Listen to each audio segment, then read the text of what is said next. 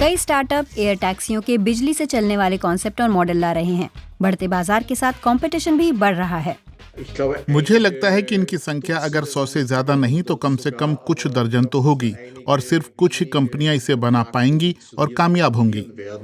अमेरिकी एयरफोर्स भविष्य में एयर टैक्सी को माल ढुलाई के लिए इस्तेमाल करने की योजना बना रही है। एशियाई कार निर्माता Hyundai और XPeng भी इस क्षेत्र में कदम बढ़ाना चाहती हैं। ये दोनों इलेक्ट्रिक कारों जैसी बैटरी का ही इस्तेमाल करती हैं। अमेरिका में यात्रियों के लिए एयर टैक्सी सेवा 2025 से न्यूयॉर्क सिटी और नेवार्क एयरपोर्ट के बीच शुरू की जा सकती है। German auto club ADAC Volocopter taxi को हवाई रेस्क्यू के तौर पर इस्तेमाल करने की योजना बना रहा है।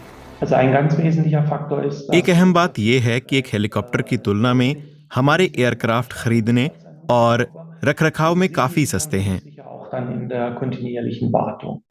विमानन क्षेत्र में काफी ऊंचे सुरक्षा मानक हैं। इस्तेमाल में आने से पहले एक एयरक्राफ्ट काफी जांचों से गुजरता है।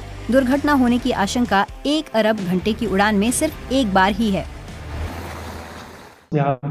यूरोप में हमारे पास कमर्शियल एयरक्राफ्ट के जैसे ही सुरक्षा मानक हैं।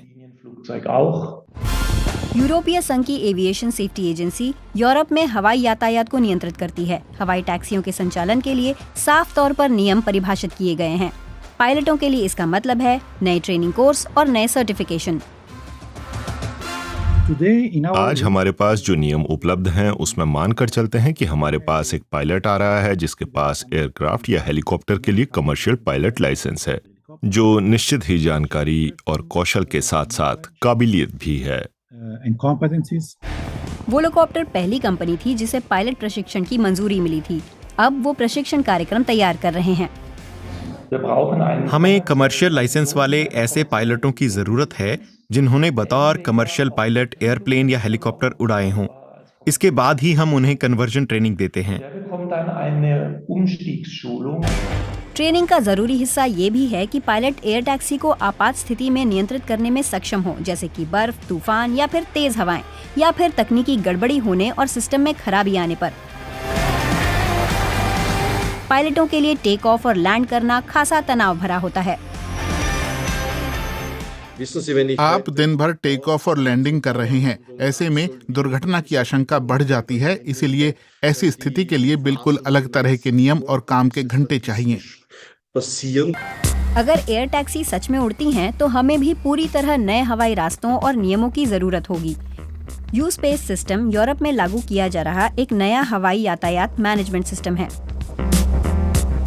यातायात प्रबंधन को लेकर हम कुछ तरह के सिद्धांत ला रहे हैं, लेकिन फिर भी बात असल संचालन की है। तो ऐसे में ज्यादा ऊंचाई के मामले में हर सदस्य देश सक्षम है। अब जानिए कि ये काम कैसे करेगा।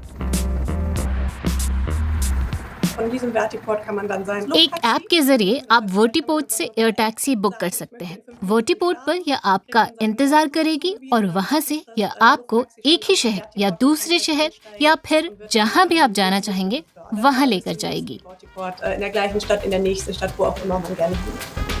बाजार बहुत बड़ा है। उम्मीद है 2050 तक एयर टैक्सियां दुनिया के 200 शहरों में इस्तेमाल होने लगेंगी। You are fired. Goodbye, Mr. Dallas.